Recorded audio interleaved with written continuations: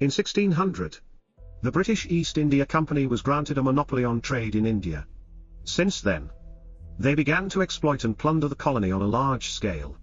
The British colonizers implemented measures such as tax collection, usury, and bribing feudal courts to gradually control India's economy.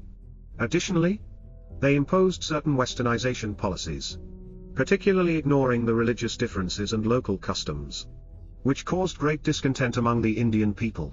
From 1857 to 1859, India erupted in a large-scale national uprising, known as the Indian Rebellion, with the event marked by the Siege of Meerut. Prior to this, a warning sign of the uprising was the Panday incident.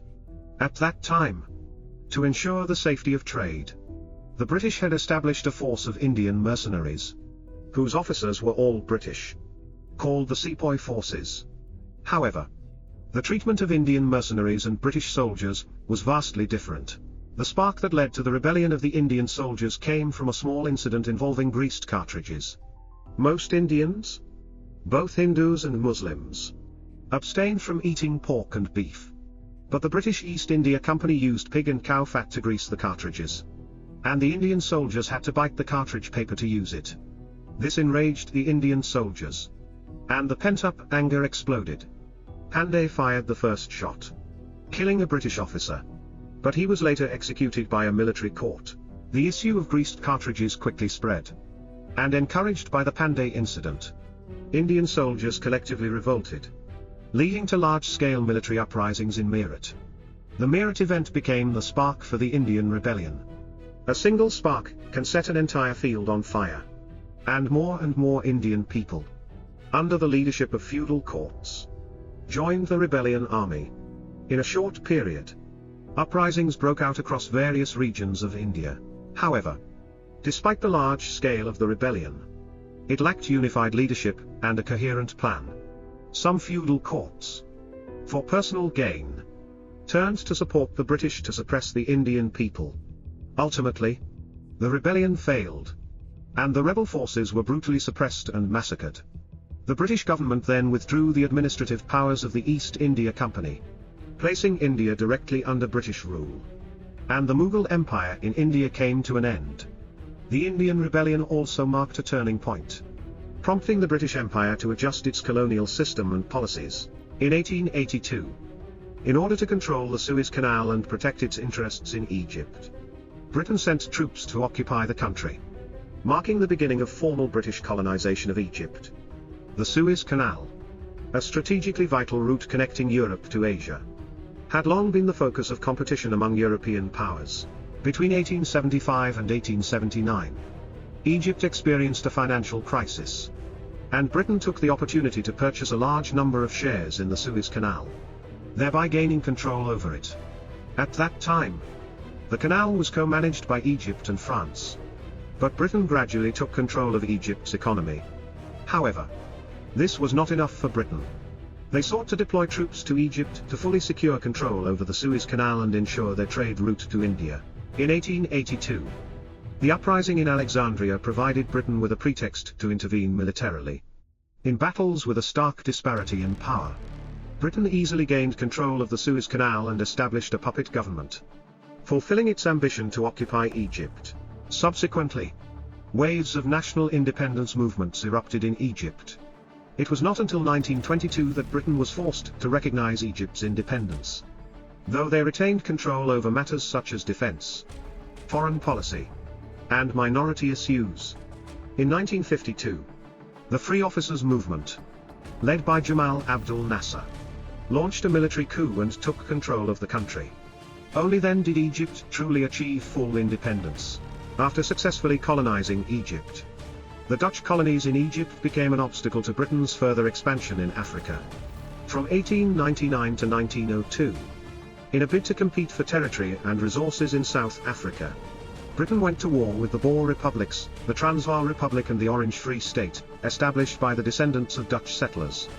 This conflict is known as the Second Boer War. In 1899, with abundant resources, Britain initiated the war. During the conflict, Britain deployed nearly 450,000 troops to South Africa, to force the Boers to surrender. The British adopted a scorched earth policy, burning, looting, and destroying throughout the region. However, this only strengthened the Boers' resolve, leading to even more tenacious resistance. Both sides suffered significant losses during the war, and Britain spent a staggering £220 million on the conflict. By 1902, both sides were forced to negotiate peace. Nevertheless, Britain achieved its goal of unifying its African colonies into a continuous territory and gaining access to South Africa's rich mineral resources. However, Britain paid a high price for this victory, and its ambitions for expansion were curtailed. This conflict marked a turning point in Britain's political, military, and international influence. Subsequently, Britain ceased its overseas colonial expansion, scaled back its global strategy, and shifted its focus to Europe, from the late 19th to the early 20th century. With the advent of the Second Industrial Revolution and the rise of monopolistic organizations, major capitalist powers entered the stage of imperialism. Under the influence of the uneven economic and political development within capitalism, these imperialist countries engaged in fierce struggles for global hegemony and colonial territories. The Sarajevo incident in June 1914 ignited World War I, which saw intense conflict between the Allied powers, led by Britain, France, and Russia, and the Central Powers, primarily Germany and Austria-Hungary. From June 1914 to November 1918, the four-year-long war inflicted heavy losses on Britain. Although the Allied powers, including Britain, emerged victorious, the British military paid a high price.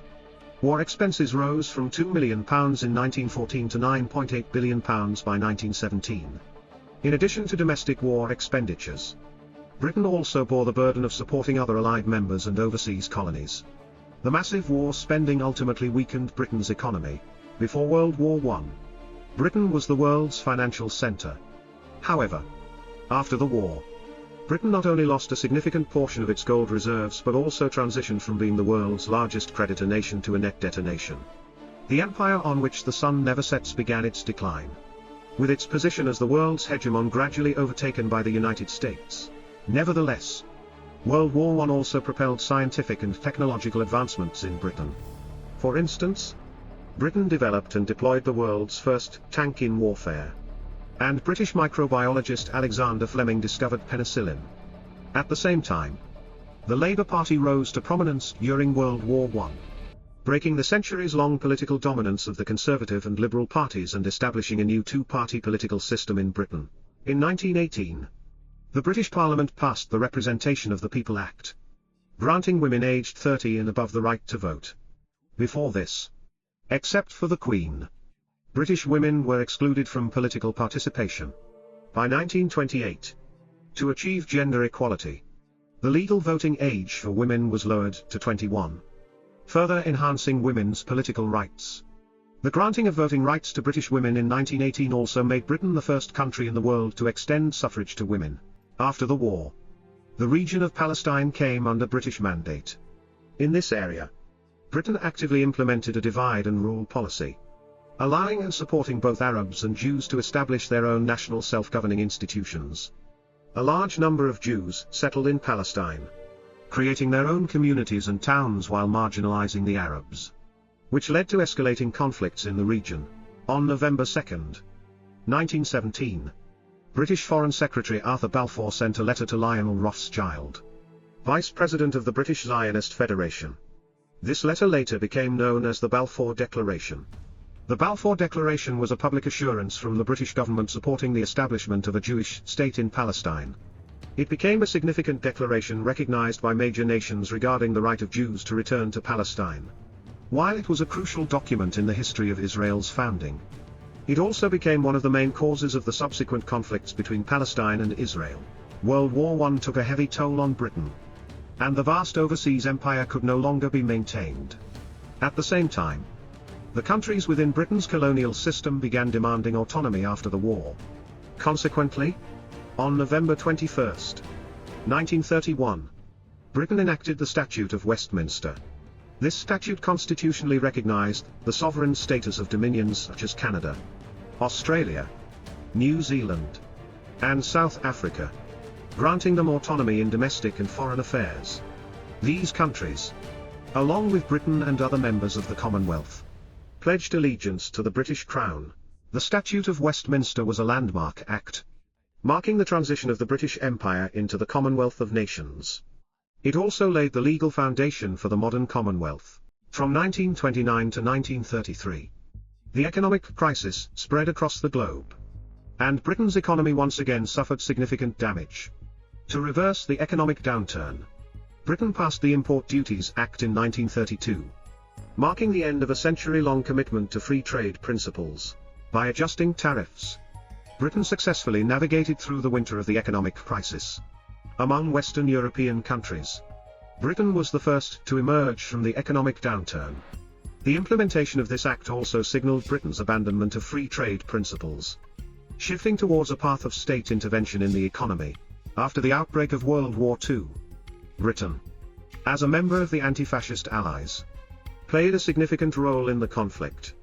As the largest colonial empire in the world, with colonies spanning the globe, Britain received a steady flow of resources and supplies from these territories. Furthermore, its strong industrial foundation and accumulated wealth from previous years supported its economy and wartime efforts. At the same time, Britain was one of the earliest nations to join the war. Its presence was seen on various battlefields, from Europe, Africa, the Indian Ocean, and Asia, to Southeast Asia and the Pacific.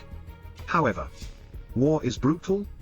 As a country that was involved in the conflict from beginning to end, World War II inflicted massive economic and human losses on Britain. According to incomplete statistics, Britain suffered losses exceeding $150 billion during the war and incurred enormous foreign debt, forcing it to liquidate large amounts of hard currency and overseas assets to settle these debts. Additionally, after World War II, Britain's colonies gradually gained independence. Many of these newly independent nations aligned themselves with the United States, while the US, with its overwhelming military and economic power, firmly established itself as the leading global superpower. Britain, in turn, had no choice but to align closely with the US. As the empire on which the sun never sets lost its former glory, even so, post-war Britain actively participated in and contributed to the creation of new international orders, profoundly influencing global political and economic structures. Its global influence remained substantial.